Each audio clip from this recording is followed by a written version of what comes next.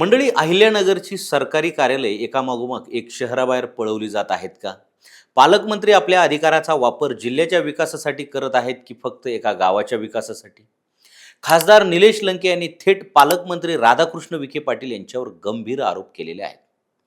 राष्ट्रीय महामार्ग कार्यालय, वैद्यकीय महाविद्यालय, संरक्षण विभागाचा कारखाना आणि आता इतर सरकारी कार्यालयाबाबतही मोठे प्रश्न उपस्थित करण्यात आलेले आहेत. अहिल्यानगरच्या अस्मितेचा हा प्रश्न आहे का? आणि या वादामागचं खरं राजकारण काय आहे? आजच्या व्हिडिओत या विषयाचं सविस्तर विश्लेषण आपण पाहणार आहोत. नमस्कार मंडळी, मी पी के भांडवलकर आणि तुम्ही पाहतात सत्ता मंच. बातमी नव्हे तर बातमी मागचं विश्लेषण. खासदार निलेश लंके यांनी आरोप केला आहे की जिल्ह्यातील अनेक सरकारी कार्यालय आणि प्रकल्प अहिल्यानगर शहराऐवजी लोणी आणि शिर्डीकडे हलवले जात आहेत. यामुळे जिल्ह्याचे मुख्यालय असलेल्या अहिल्यानगर शहराच्या विकासाला फटका बसत असल्याचा दावा त्यांनी केला. दुसरीकडे या आरोपावर पालकमंत्री राधाकृष्ण विखे पाटील यांची अधिकृत प्रतिक्रिया अद्याप समोर आलेली नाही. मात्र या आरोपामुळे जिल्ह्यातील राजकारण पुन्हा एकदा तापलेलं आहे. चला तर मग मुद्देसूद पाहूया नेमकं काय घडलं. मुद्दा नंबर 1, नेमका वाद काय आहे ते समजून घेऊ. खासदार निलेश लंके यांचा आरोप आहे की जिल्ह्यातील महत्त्वाची सरकारी कार्यालय शहरातून ग्रामीण भागात हलवली जात आहेत. विशेषतः लोणी आणि शिर्डी परिसरात सरकारी यंत्रणा केंद्रित केली जात असल्याचा दावा त्यांनी केलेला आहे. यामुळे जिल्ह्याचे मुख्यालय असलेल्या अहिल्यानगर शहराचं महत्त्व कमी होत असल्याचा आरोप केला जात आहे. मुद्दा क्रमांक 2, राष्ट्रीय महामार्ग कार्यालयाचा वाद नेमका काय? लंके यांनी सांगितले की राष्ट्रीय महामार्ग प्राधिकरणाचे कार्यालय स्थलांतरित करण्याचा प्रयत्न झाला होता.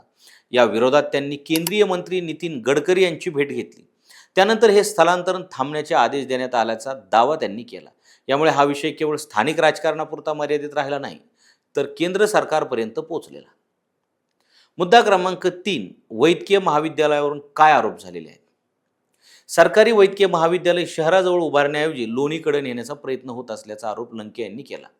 मात्र आपण विरोध केल्यानंतर हे महाविद्यालय शहराजवळ स्थापन करण्याचा निर्णय झाला, असा दावाही त्यांनी केलेला आहे. त्यामुळे विकास प्रकल्पांच्या स्थान निवडीवरूनही आता राजकीय संघर्ष उभा राहिलेला दिसतो. मुद्दा क्रमांक 4, पालकमंत्री जिल्ह्याचे की एका गावाचे? पत्रकार परिषदेत लंके यांनी सर्वात तीव्र टीका याच मुद्द्यावर केली की पालकमंत्री हे संपूर्ण जिल्ह्याचे असतात, केवळ एका गावाचे नसतात, असे ते म्हणाले. जिल्ह्यातील बहुतेक महत्त्वाचे प्रकल्प आणि कार्यालय एका विशिष्ट भागाकडे वळवली जात असल्याचा आरोप करत त्यांनी हा जिल्ह्याच्या अस्मितेचा प्रश्न असल्याचं म्हटलेलं आहे.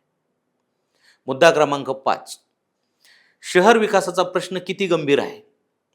अहिल्यानगर हे जिल्ह्याचे मुख्यालय आहे. त्यामुळे जिल्ह्यातील प्रमुख प्रशासकीय कार्यालय शहरात असणं अपेक्षित मानलं जातं. जर कार्यालय शहराबाहेर गेली तर नागरिकांची गैरसोय वाढेल, कर्मचाऱ्यांना अतिरिक्त प्रवास करावा लागेल आणि शहरातील आर्थिक उलाढालीवरही परिणाम होऊ शकतो. याच मुद्द्यावरून लंके यांनी चिंता व्यक्त केलेली आहे. आता पाहूया मुद्दा क्रमांक 6, संरक्षण विभागाचा कारखाना आणि विमानतळाचा मुद्दा नेमका काय? लंके यांनी आरोप केला की शहराजवळ सरकारी जागा उपलब्ध असतानाही संरक्षण विभागाचा प्रकल्प शिर्डीकडे वळवण्यात आला. याआधी विमानतळासाठी पिंपळगाव माळवी परिसराची चर्चा होती, मात्र तो प्रकल्पही शिर्डीकडे गेला. त्यामुळे जिल्ह्यातील मोठे प्रकल्प सातत्याने एका विशिष्ट भागातच का जात आहेत, असा प्रश्न त्यांनी उपस्थित केलेला आहे. मुद्दा क्रमांक 7, या संघर्षामागचं राजकारण नेमकं काय? हा वाद केवळ सरकारी कार्यालयाच्या स्थलांतराचा नाही, तर जिल्ह्यातील राजकीय वर्चस्वाचाही मानला जात आहे. एकीकडे विखे पाटील कुटुंबाचा प्रभाव असलेला भाग आणि दुसरीकडे खासदार निलेश लंके यांचा वाढता जनाधार, यामध्ये राजकीय संघर्ष दिसून येत आहे. त्यामुळे विकासाच्या मुद्द्यासोबतच हा जिल्ह्यातील नेतृत्वाच्या स्पर्धेचा भाग असल्याचे राजकीय विश्लेषक मानत आहेत. चला तर पाहूया सत्तामंचचा निष्कर्ष. या संपूर्ण वादाकडे पाहिल्यास 3 गोष्टी आम्हाला स्पष्ट दिसतात. गोष्ट पहिली, अहिल्यानगर शहरातील सरकारी कार्यालय आणि प्रकल्पाच्या भवितव्यावरून मोठा राजकीय संघर्ष उभा राहिलेला आहे.